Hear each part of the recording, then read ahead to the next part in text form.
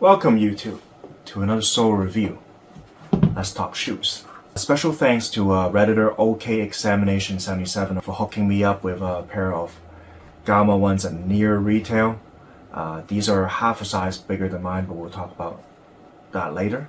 Before we start, if you like what I'm doing, then leave a like and subscribe to the channel. It'll help me out a lot. Let me know that I should keep doing what I'm doing, and I'll bring more reviews for shoes that don't get a lot of English reviews. If you spend a lot of time warming up and cooling down, more so than you spend time on court, where your knees hurt after every rebound, this is the channel for you. I'm Uncle Soul, 40-year-old baller. We look at shoes from a different perspective than your more athletic, younger hoopers, because we need different things in life. So today we will cover the Gamma ones, which almost unanimously in China is voted the #1 shoe for 2024. And its price point definitely reflects it. It is currently selling at about $400 Canadian, 300 and somewhat dollars US. Sometimes you can get for 200 US. Retail is a lot lower than that. The problem is availability is very low for these Gammas. So these shoes are interesting after playing in them for a couple of sessions. So I rewrote this review a couple of times as I played through different sessions for Gammas.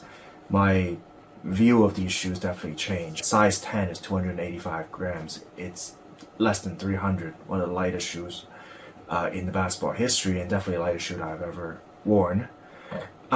So let's start with the fit. As I got these from the Redditor, it's not true to size. It is size 10, so I'm half a size lower. I'm size 9.5. These fit pretty well for me. The upper material is very soft and conform to your foot. However, the shoe size are actually a little tight. It's very narrow on the midfoot area and definitely narrow on the forefoot area. And it's also long. So if you are long toe and normal foot, I would say you go true to size. But if you are like me, slightly wide and short toe, you still have to go maybe half a size up. You can definitely go true to size even at normal or maybe slightly wide foot. I would be very tight if I had gone true to size. And the biggest problem I have is that the material in the upper will definitely break in. But because of how lightweight these shoes are, I have a concern over the durability of the upper, and I don't want to stretch that too much. Now let's start with the 4 pillars. As always, if you need a explanation why I choose these 4 pillars, you can always refer to my first ever video. I'm not going to spend too much time going through that in this one. Let's start with cushioning. So cushioning for the shoe is a full-length boom. It is tuned to be a little more firm to increase the responsiveness and court feel, as these are definitely a guard-minded shoe. But don't let that fool you. The cushion is still very bouncy, and in conjunction with the carbon core drive system in its drive form, where the fork in the upper is different than the WOW 11s, this is most definitely a springy and bouncy and responsive shoe. At size 10, 185 pounds in my belly, definitely felt shock all the way up to my hip when I do my heel jump. It's adequate. You will never feel like you're bottoming out on the shoe, but there is no doubt that the cushion is on the lighter side, because if there was any more cushioning, this shoe would be significantly heavier. Traction for the shoe is a classic herringbone pattern. It actually speaks to the design language of this shoe, which is based off of gamma rays, and you can see that the traction pattern ripples out from the middle of the carbon drive.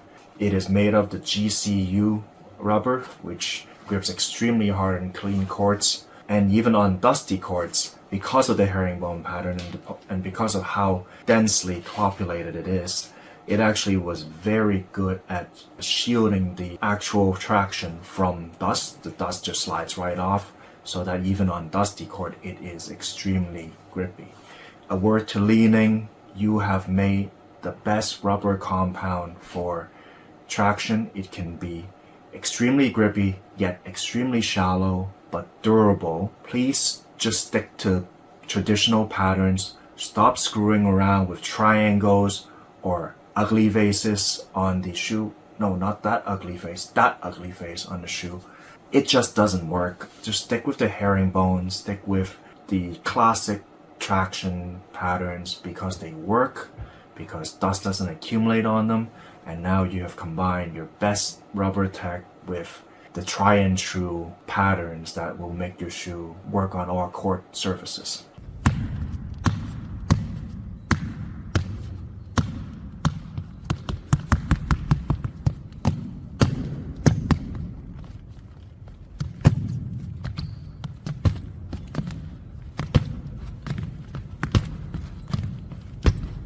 One concern I have over this GCU outer is that this is actually made out of I think one of the earlier compound that they were coming up with a GCU. So durability may be an issue. I have seen some reviewers say that it is not as durable as your later GCU shoe like the WOW 11s. So that might be something to keep in mind. This shoe has incredible lockdown. As I said, I have half a size up on this shoe. I am 9.5, these are 10. It is definitely long. There is about half a toe of length in the front, but my toe and my foot has never slipped forward through the games that I've played. That is thanks to the insole in the shoe, which have this really grippy surface to your sock, so it actually sticks to your sock. Putting on the Gammas actually is quite challenging sometimes because it sticks to your sock and you can't slide your foot in. But on the flip side, it provides amazing lockdown. The heel slippage is none. As soon as I lace these up, and as soon as you start the game, it becomes absolutely invisible. You don't even notice you're wearing a perfect tech shoe. The ladder shape outrigger on the outer forefoot and the way that shoe is shaped, it pushes you to the medial side, allows the shoe to be extremely stable, and when you jump and you land, there is nearly no shot that you will roll your ankle on these unless you land on someone's foot. The heel is interesting because the heel is a little narrow, and the cushion system is not the same as Liren 5, so it doesn't actually push in the front. So when you press down on the heel, it does provide a little bit of give, and if you land solely on the heel, it is a little unstable. But again, with the rest of the shoe being the way it is, and the TPU counter here being minimal but perfectly shaped, it has very little chance to allow you naturally roll your ankles.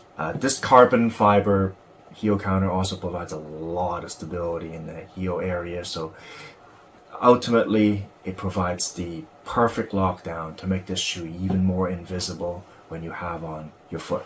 So that covers the 4-pillar. The Gamma ones is outstanding, crispy on all levels of the 4 pillars, and that's no surprise given its price point and given it is the top shoe of 2024 in a lot of reviewers' eyes.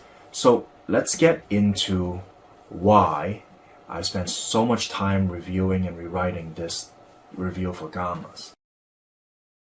You can tell from the shape of this shoe that it was designed to be a running, jumping shoe. The heel has a little bit of a ball shape and there's a rocker in the front. So your heel to toe transition is perfect. There's never been a moment when I'm playing in a game where I felt like this shoe stopped me from running. I've never felt so good in a basketball shoes when I'm running around. For east-west transition, again, it's similar. The carbon core drive is tuned in a way where if you push off on this side or you push off on this side, depending on which foot you are in the drive, it never gets in the way. The flex of this is just right, and it bounces right back at you so you can push off on the drive. The flexibility is there on the shoe. It is a little rigid, but enough so that you don't feel like the shoe gets in your way when you want to do a negative step or if you want to just push off on a crossover. Court feel is one of the design priorities for the Gammas because it is designed for a shifty guard. The lower to the ground feel in the forefoot is very similar to one of the best shoes in 2024 as well, the Liren 4 V2s. The boom in the front is just enough so that impact protection for the forefoot is great, but minimal enough that when you're running, you can feel directly connected to the floor. Take a look at all the holes that are outlined all throughout the shoe. Definitely partly because they want to make it more lightweight, but the other reason is to allow for more ventilation. The tongue is super ventilated. There's a lot of holes in the tongue area, so it allows for air to flow through your shoe. You don't feel hot. Even the heel is great, unlike the Lyrin 5s. The air somehow gets through. I never sweat in these shoes whatsoever.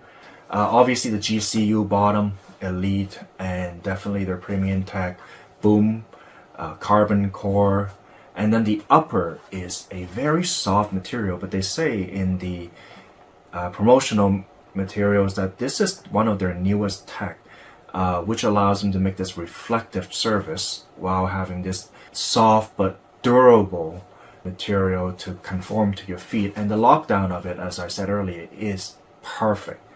My concern is I don't know how much I can trust this promotional material because it sounds too good to be true. How can something that is so conforming yet so tight be durable? I don't know. Maybe they come up with something crazy, but this TPU weave, new age tech stuff, they gotta use this more often. The insole is a thin layer of boom with a lot of sticky tack stuff that would stick to your sock. You can look it up online. You can see it in my video. It is extremely annoying to put this shoe on because how sticky this material is to your shoe. And then to the tongue area, it is padded at just the right area. You'll be surprised how lightweight this shoe is and how little padding it is. But where they put padding is exactly where you need it. Never felt any discomfort from the laces.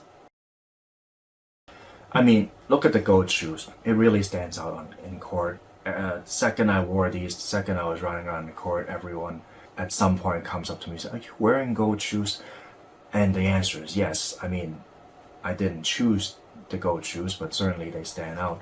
But the design philosophy for the shoe is very interesting. I mean, not just the gold part, but using gamma rays to as a basis of your design philosophy, and all the colorways that you have for the gamma ones are all mostly solid color with shiny material that wraps around the shoe to enhance the single unity of that color.